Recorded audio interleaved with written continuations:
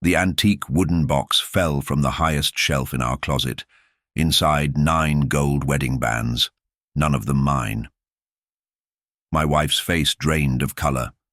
9 months since our wedding, 3 months before I was supposedly destined to die. Family. Curse, they'd whispered at the ceremony. I hadn't believed them. I should have. The first ring I pulled from the box belonged to a man named Thomas Keller, according to the inscription. Forever yours, 1935. The second, Richard Beaumont, 1947. And so on. Different surnames, different decades. Same fate. My wife stood in the doorway perfectly still. I'd never seen Claire look afraid before.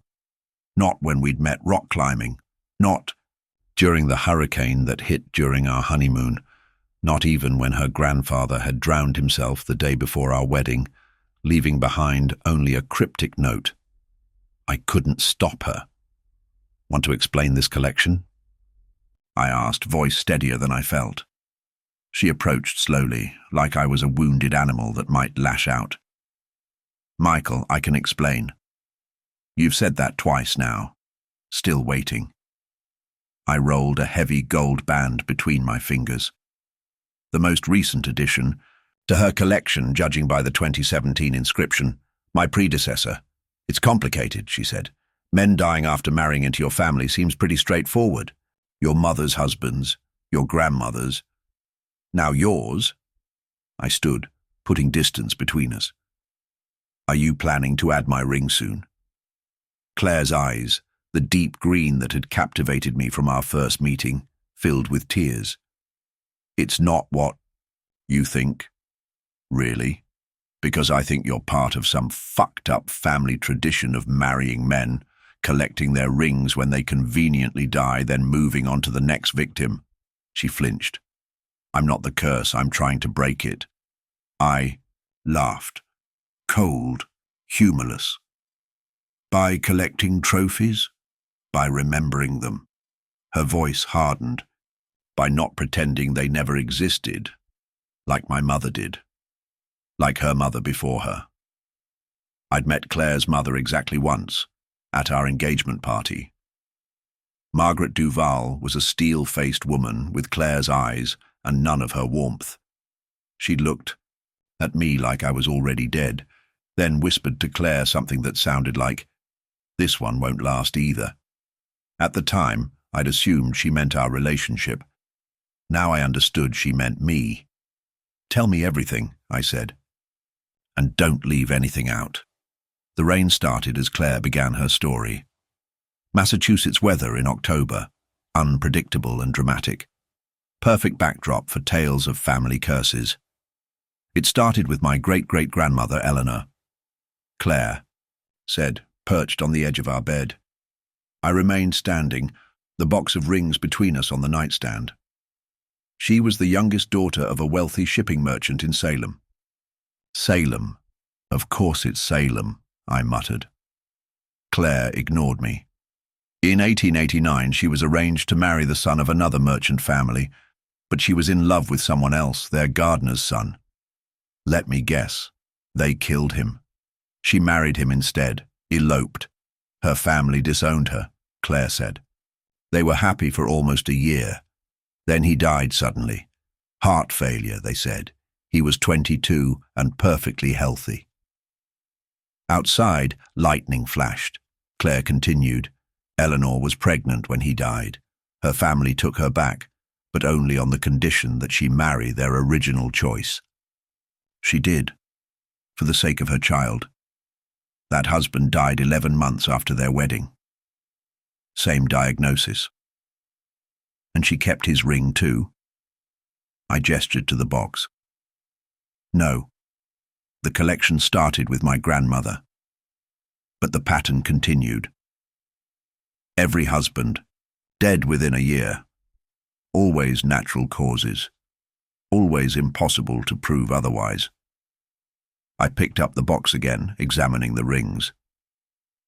And your father? He died when you were young, right? 10 months after marrying my mother. Car accident. Natural. Causes, Brake failure on a mountain road. Claire's voice was flat. Very convenient. Something about her tone made me pause. You don't sound like someone who believes in curses. I believe in what I've seen. She reached for the box, but I pulled it away. Every woman in my direct maternal line has lost her husband within a year of marriage. For 5 generations. And yet you married me. I heard the accusation in my voice, because I thought I'd found a way to break it. She stood, moving to the window. Rain streaked down the glass, distorting the view of our backyard. My grandfather, my mother's stepfather, he survived. He was the only one. He raised my mother after her father died. What made him special? He wasn't her biological father's replacement. She married him for love years later. I processed this. So your mother's first husband, your father, was the sacrifice to the curse, and her second marriage was safe. Claire nodded. That's what we thought, until my grandfather started investigating the deaths. All those years he'd been looking into every husband's death, collecting evidence. Evidence of what? I asked, though I was beginning to see where this was heading. My mother killed them, all of them, just like her mother before her, and hers before that. Claire turned back to me, her face ghostly in the lightning flash. It's not a supernatural curse. It's murder, passed down through generations. I sank onto the bed. Jesus Christ. When my grandfather figured it out and confronted my mother, she killed him too, made it look like suicide. The note suddenly made sense. I couldn't stop her. But why? I asked. What's the point? Money, power, freedom. Take your pick. Claire's laugh was bitter. The women in my family marry, inherit everything when their husbands die, then move on to the next target. No divorce, no sharing, just life insurance payouts and inherited estates. I thought about Claire's mother, living in her sprawling house in Marblehead, the summer home in Newport, the family money that Claire had always been vague about. And you? I finally asked the question, burning in my throat. Where? Do you fit in this charming family tradition? Claire's eyes met mine. I'm the one trying to end it. We moved to the kitchen. Distance from the bedroom, from the box of rings, seemed necessary. I made coffee while Claire sat at our counter, hands wrapped around a mug she wasn't drinking from. My mother started training me when I was 16, she said, teaching me about untraceable poisons, explaining how to make accidents look convincing. I nearly dropped the coffee pot. 16. She called it women's work, said our family had been doing it for generations. Claire's voice was detached, clinical. I played along, took notes, pretended interest, while she described how to murder people, while she described how to murder men like you. Claire's eyes locked with mine. Men who loved her daughter. Something cold settled in my stomach. So you're saying your mother expects you to kill me? Expected. Past tense. She stopped expecting anything after I threatened to go to the police, with everything I know. Claire's grip tightened on her mug. That's why she didn't come to our wedding. That's why she hasn't contacted me since. But you kept the rings. I gestured toward the bedroom.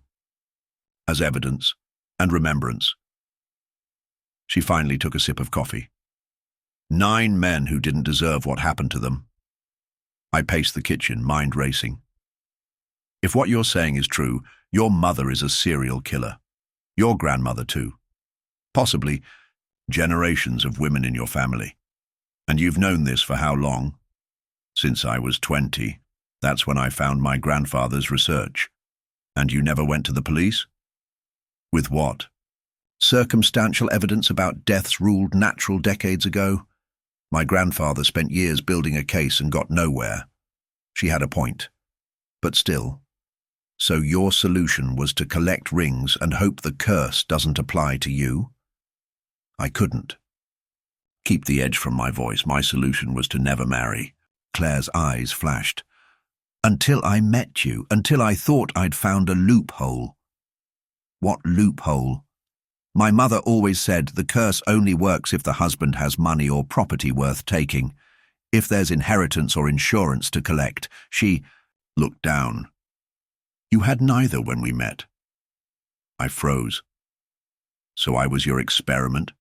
Marry the broke mountain guide with no assets and see if he survives the year? It wasn't like that. Her voice cracked.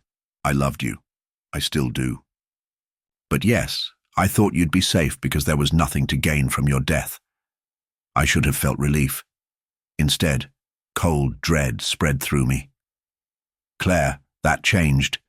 You know that changed. 6 months after our wedding, my uncle had died.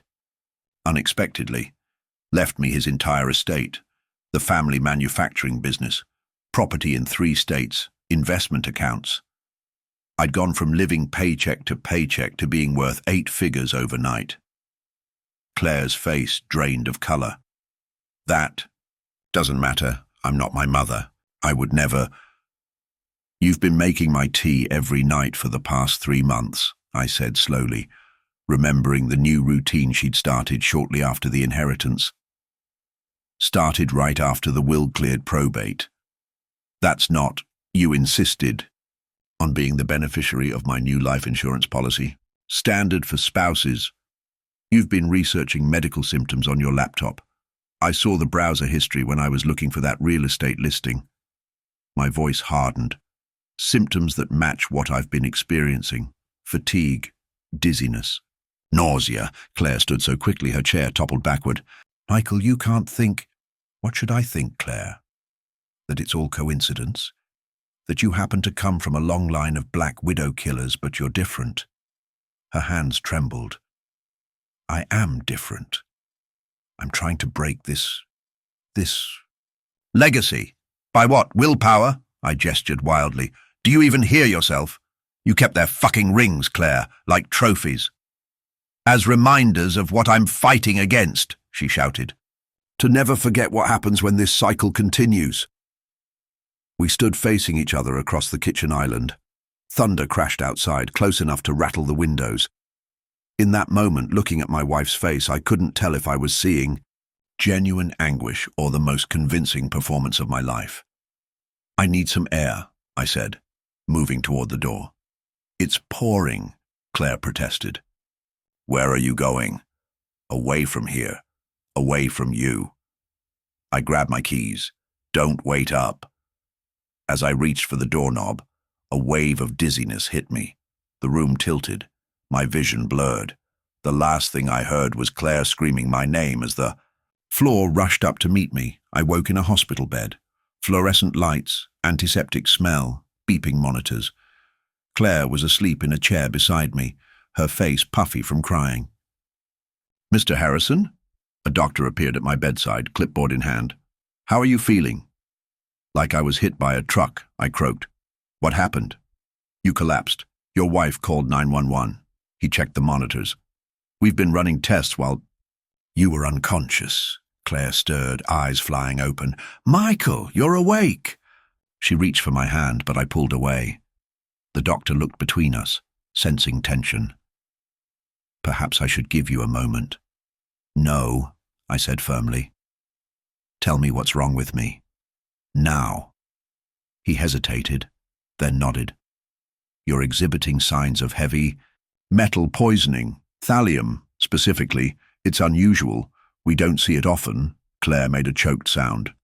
Poisoning, I repeated, as in someone deliberately poisoned me. Not necessarily. Thallium can be present in certain industrial settings. Your wife mentioned you recently inherited a manufacturing business. I stared at Claire, who wouldn't meet my eyes. Yes, though I haven't spent much time at the facilities. Well, it's a possibility worth exploring. We've started chelation therapy to remove the toxin from your system.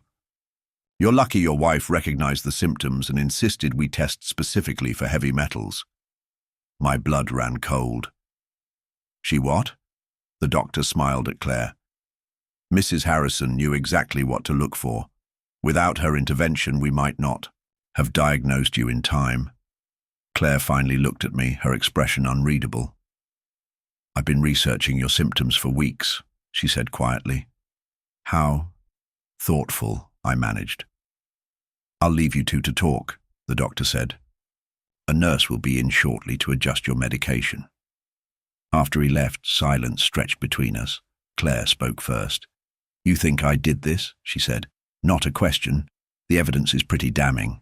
I saved your life.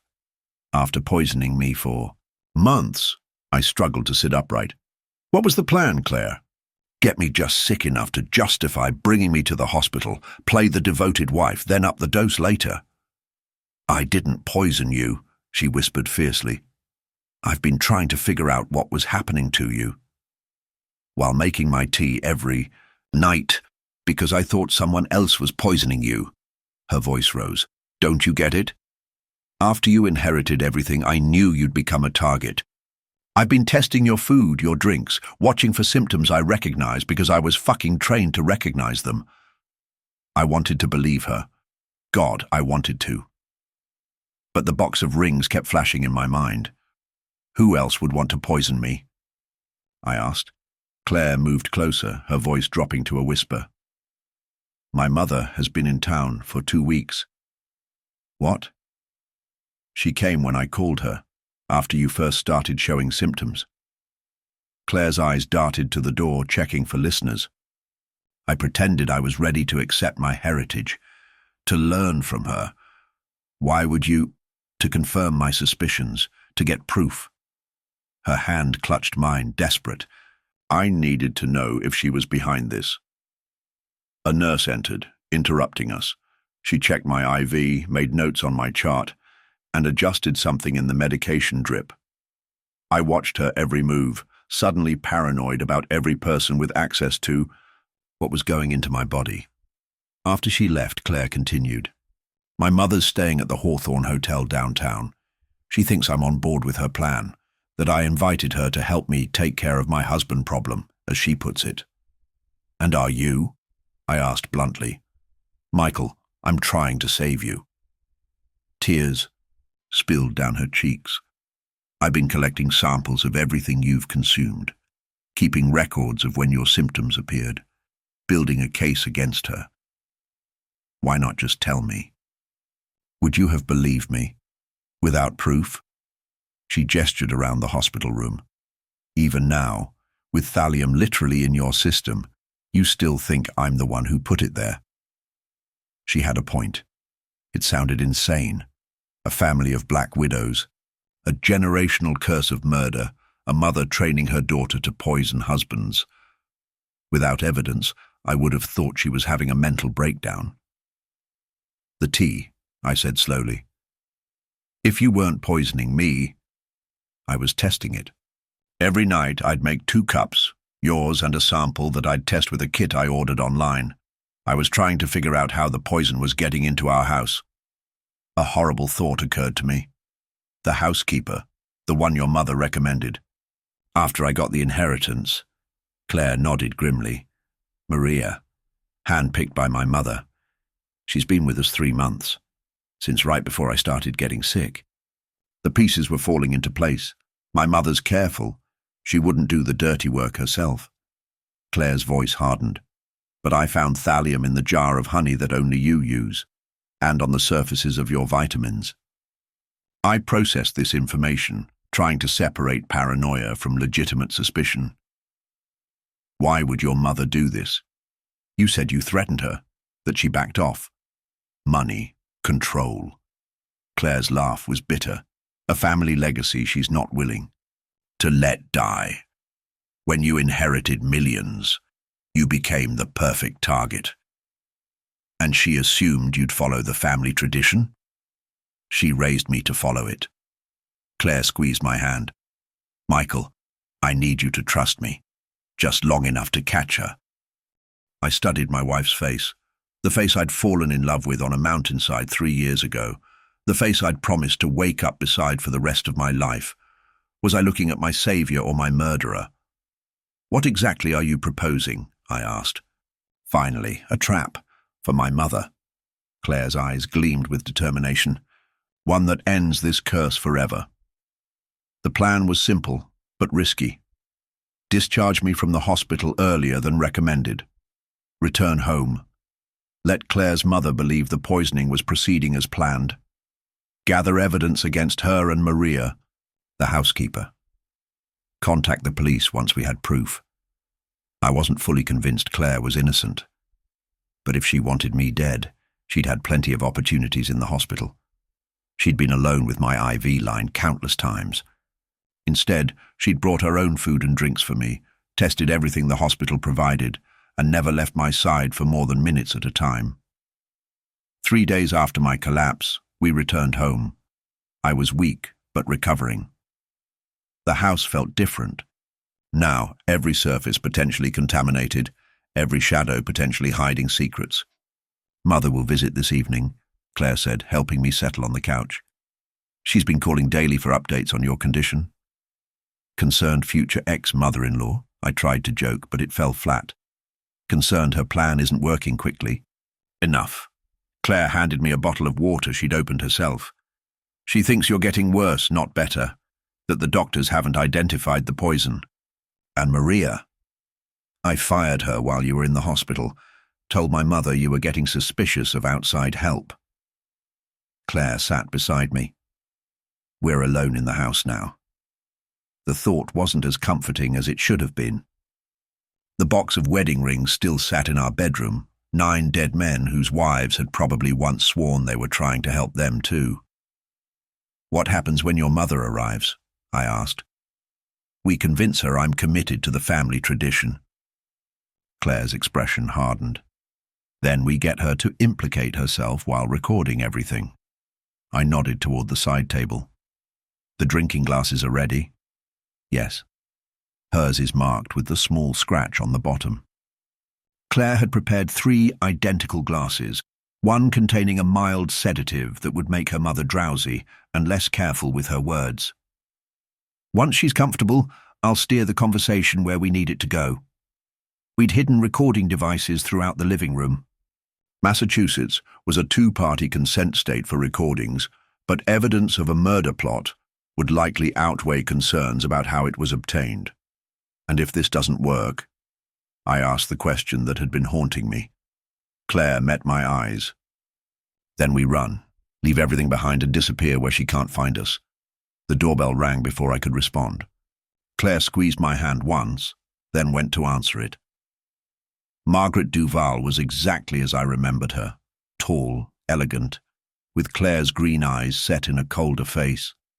She embraced her daughter briefly, then turned to me with a practiced smile that didn't reach her eyes. Michael, you look terrible. She set her designer handbag on our entry table. Claire told me about your unfortunate health issues. I've been better, I admitted, playing up my weakness by allowing my hands to tremble slightly as I reached for my water glass. The doctors are stumped. How worrying. She accepted the drink Claire offered her, the marked glass with the sedative. I'm sure they'll figure it out eventually, though sometimes these mysterious illnesses simply run their course. The way she said it sent chills down my spine. She was basically telling me I was going to die, with the same casual tone someone might use to comment on the weather.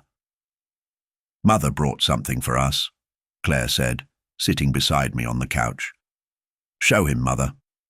Margaret sipped her drink, then reached into her handbag. She withdrew a small velvet pouch. A family heirloom, of sorts. I thought it might be time to pass it along. She handed the pouch to Claire, who opened it with steady hands. Inside was an ornate silver locket on a delicate chain. Claire held it up, letting it catch the light. It's beautiful, I said automatically. It's been passed from mother to daughter for generations, Margaret explained, since Eleanor's time. Claire opened the locket, revealing a small compartment inside. It's larger than most lockets, she noted, perfect for keeping special things. Special powders, Margaret corrected, the sedative apparently already loosening her tongue. Eleanor used it to carry her arsenic, More elegant than a vial, less likely to raise suspicion. I struggled to keep my expression neutral. Arsenic? That's historically interesting. Arsenic was crude but effective in those days, Margaret continued, settling back in her armchair. We've refined our methods since then. Claire closed the locket. Like the thallium you brought for Michael. My heart nearly stopped. This wasn't part of our script.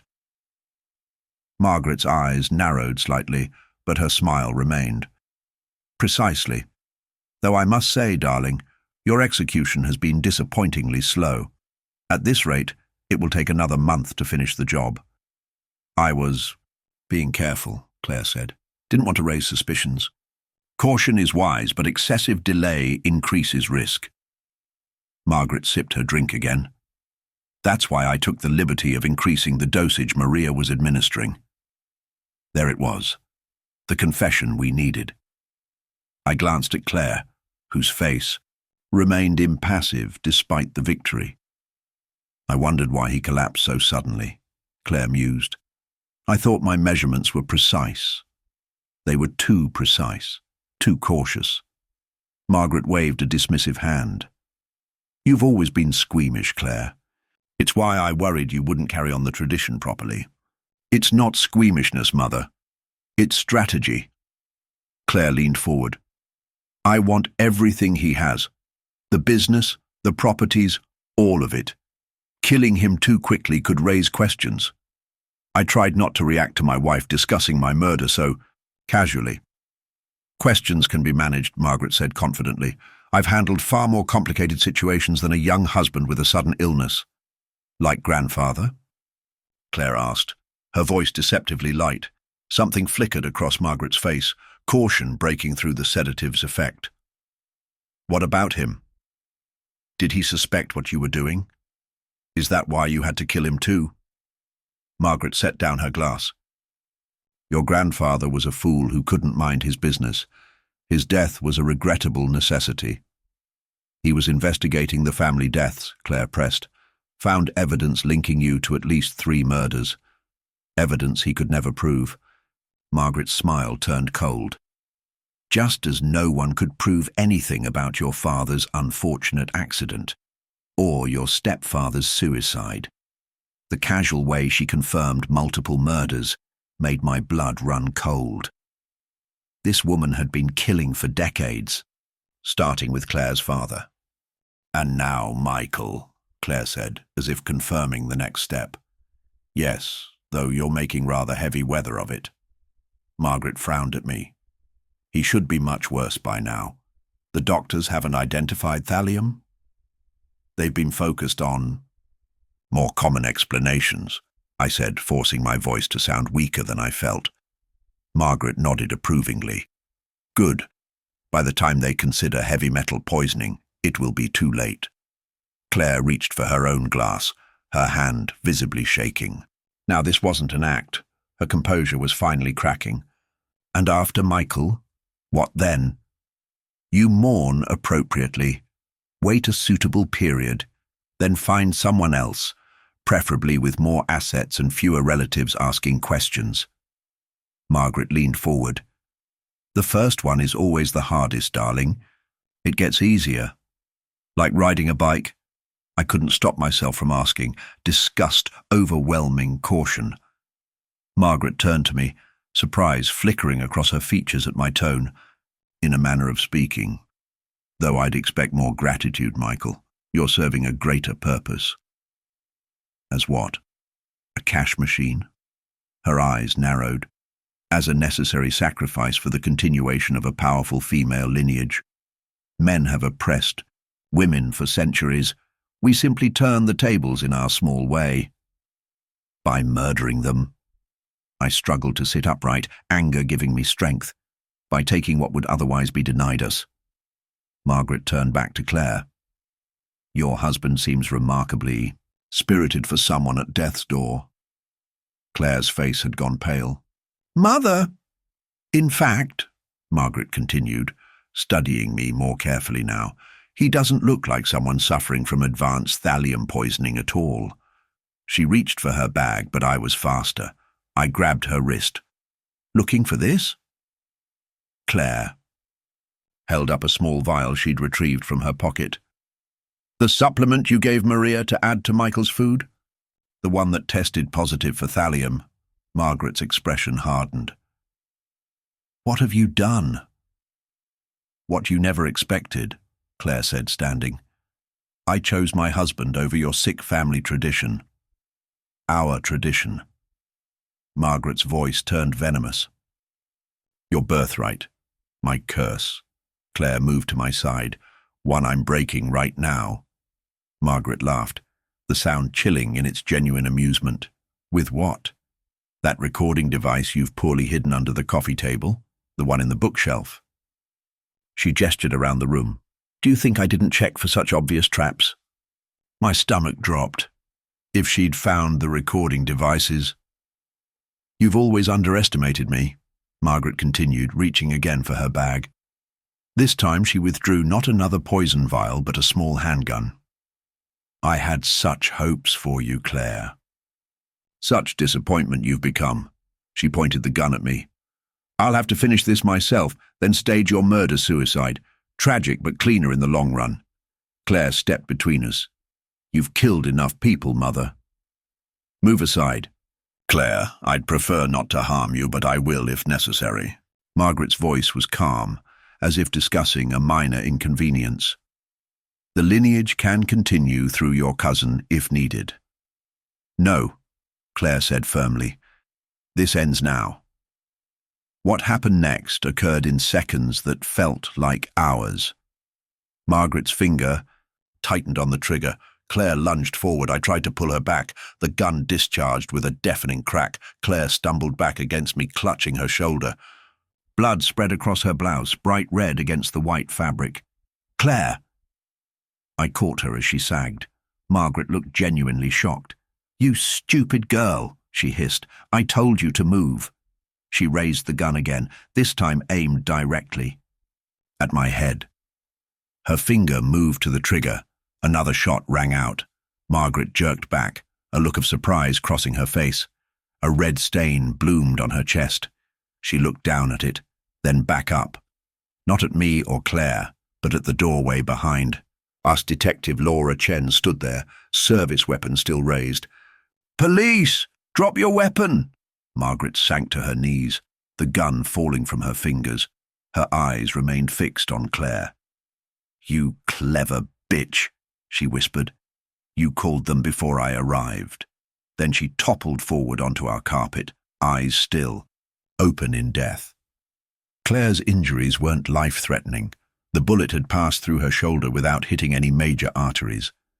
The doctor who treated her was the same one who'd handled my poisoning case. You two have had quite a week, he remarked, as he finished bandaging Claire's wound. Detective Chen waited until Claire was treated before taking our statements. She'd been investigating Margaret Duval for months, she explained, after connections emerged between her and 3 suspicious deaths in different states. Your call gave us the opportunity we needed, she told Claire. Though I wish you'd let us handle the confrontation rather than attempting it yourselves. We needed her to confess, Claire said, wincing as she adjusted her position on the hospital bed. And I needed Michael to hear it from her directly. Chen nodded. The recordings you managed to hide, the ones she didn't find, gave us plenty. Combined with the thallium found in your home and the evidence from your grandfather's files that you turned over, we have a solid case against your mother's estate, even posthumously. After the detective left, promising to return with more questions, later, Claire and I were finally alone. The silence between us felt heavy with everything that had happened, everything we'd learned about each other. I would have understood if you hadn't believed me, she said finally, about not being involved. I took her hand, her right one, away from the injured shoulder. I wasn't sure until I saw you step in front of that bullet. Hell of a way to prove my loyalty. Let's not make a habit of it. Her smile was fragile but real. The curse is broken now. She's gone. Was it ever really a curse? I asked. Or just a family tradition of murder? Both, maybe. Claire's eyes drifted to the window. A curse doesn't have to be supernatural to destroy lives across generations. I thought about the box of rings, still sitting in our bedroom at home. 9 men who hadn't survived what I had. 9 lives cut short by a legacy of bloodshed disguised as female empowerment. What happens to the rings? I asked. Claire was quiet for a moment. I'd like to try to return them to the families if possible. Give them closure. I nodded. It felt right. A final breaking of the cycle. And us? I asked the question that had been hovering between us. Where do we go from here? Claire's eyes met mine, clear and direct in the way that had first drawn me to her. Forward, she said simply. Together, if you still want that. I did. Despite everything, the lies, the danger, the family history that would always be part of her, I still wanted the life we'd planned together. But now, with our eyes open, knowing exactly what we'd overcome. Together, I agreed, but with one condition. Name it. You make your own tea from now on. Her laughter, though tinged with pain from her injury, was the most beautiful sound I'd heard in months. A new beginning, after nearly becoming another ring in a cursed collection.